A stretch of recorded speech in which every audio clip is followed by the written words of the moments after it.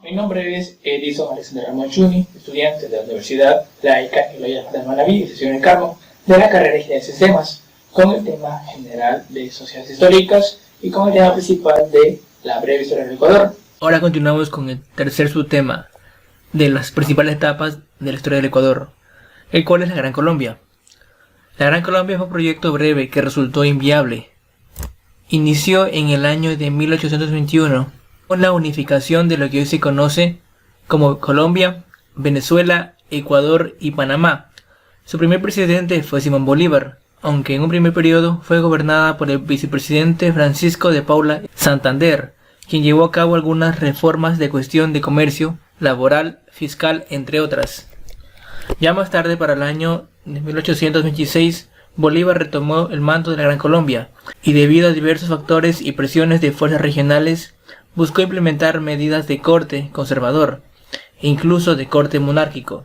Este choque de fuerzas llevó a una inestabilidad política, la cual desembocó el 9 de abril del año de 1828 con la Convención de Ocaña, donde se intentó reformar la Constitución infructuosamente. Esto quiere decir de forma incorrecta, y donde Bolívar se declaró dictador de Colombia.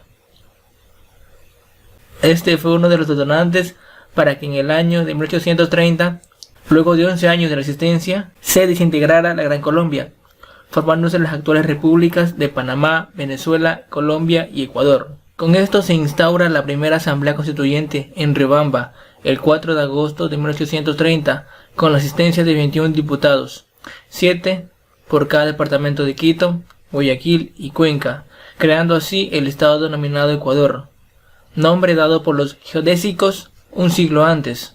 Los geodésicos son aquellos que tienen conocimiento en cuanto a geografía. También se declaró y aprobó la primera constitución el 11 de septiembre de 1830 y se nombra a Juan José Flores presidente de la nueva república. Como siguiente subtema está el Estado ecuatoriano. Ahora, como siguiente subtema, el Estado ecuatoriano. Entre sus antecedentes, el Ecuador es un Estado constitucional de derechos y justicia, social, democrático, soberano, independiente, unitario, intercultural, plurinacional y laico.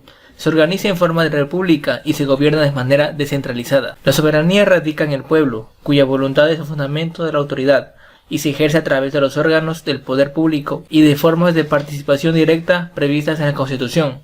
Los recursos naturales no renovables del territorio del Estado pertenecen a su patrimonio inalienable, irreducible e imprescindible. La historia republicana. Como primer presidente de la República, Juan José Flores. Su mandato fue el declarar la separación de Ecuador de la Gran Colombia, el 22 de septiembre de 1830 a 10 de septiembre de 1834. Presidente constitucional, el 1 de febrero de 1839 a 15 de enero de 1843. Presidente provisional, el 15 de enero de 1843 al 1 de abril de 1843. Disuelve la Constitución. Se extiende en el cargo el 1 de abril de 1843 a 6 de marzo de 1845. Funciones del Estado. De acuerdo a lo establecido en la Constitución de la República del Ecuador, las funciones del Estado son las siguientes: función legislativa, función ejecutiva, función judicial, función de transparencia y control social y función electoral. La función legislativa es aquella ejercida por la Asamblea Nacional. Por otro lado, la función ejecutiva es ejercida por el Presidente de la República, mientras que la función judicial establecida por organismos de la función judicial. La función de transparencia y control social es ejercida por el Consejo de Participación Ciudadana y Control Social, sus siglas CPCCS, entre otras como la Defensoría del Pueblo, la Contraloría General del Estado y superintendencias. Y finalmente, la función electoral ejercida por el Consejo Nacional Electoral. Organización territorial del Estado.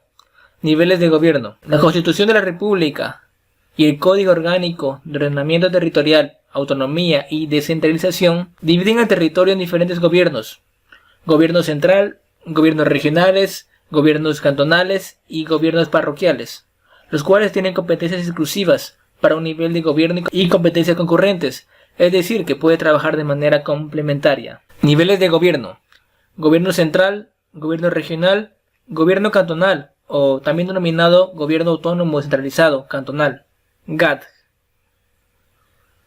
y el gobierno parroquial, o también denominado gobierno autónomo descentralizado parroquial.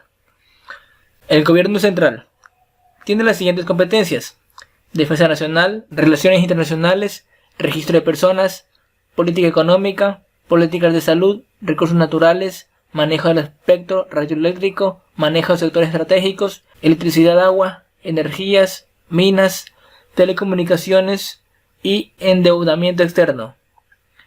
El gobierno regional. Su potestad es sobre las cuencas hidrográficas.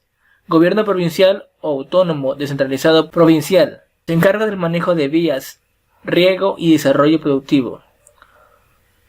El gobierno cantonal o gobierno autónomo descentralizado cantonal.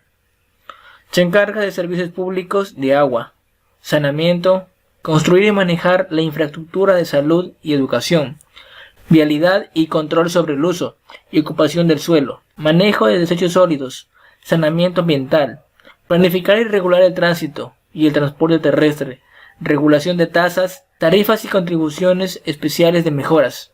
Y el gobierno parroquial o gobierno autónomo descentralizado parroquial se encarga de construir y mantener infraestructura física, también administrar los servicios públicos en su territorio, como también promover el desarrollo productivo y el fortalecimiento de la organización social y mantener la coordinación con el GAD, provincial de la vialidad parroquial rural.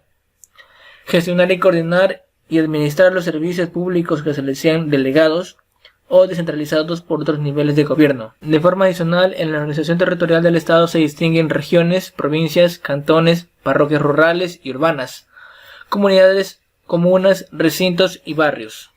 Fases de la gestión pública. Para acercar y promover una relación más dinámica entre las instituciones públicas y la sociedad civil, en todo nivel de gobierno, el país ha creado mecanismos e instrumentos que se aplican en las distintas fases de la gestión pública, como lo son diagnóstico, planificación y presupuestario, ejecución de obras, programas, servicios y evaluación de gestión.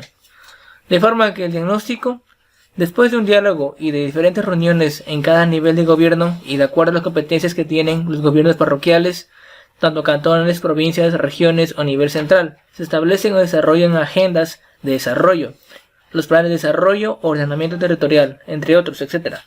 Por ejemplo, el Plan de Desarrollo Nacional, que se denomina el Plan Nacional de Buen Vivir, la planificación y presupuestación. Este es un mecanismo para definir los programas y proyectos que se realizaron en territorio y llegar a acuerdos sobre los presupuestos para esos programas. El resultado de esta fase son el Plan Operativo Anual, POA, y el presupuesto anual, ejecución de planes, programas, proyectos y servicios. Para una participación de la ciudadanía en esos procesos se establecen diversos mecanismos como lo son mesas de diálogo, veedurías, observaciones y comités de usuarios o audiencias públicas y la evaluación de la gestión. Los gobernantes tienen la obligación de siempre de estar informados sobre la gestión que están realizando, para lo cual deben brindar mecanismos de información sobre sus labores y así demostrar que se están cumpliendo los objetivos planteados en los planes de desarrollo. Sectores de la economía. Los sectores de la economía se dividen en tres: primario, secundario y terciario. Esta clasificación está dada según los productos elaborados, métodos de producción, recursos utilizados y servicios prestados. De forma que el sector primario engloban a la producción mediante la explotación de los recursos de la naturaleza. El secundario, que transforma la materia prima en productos elaborados o industrializados. Y el terciario es relativo a los servicios.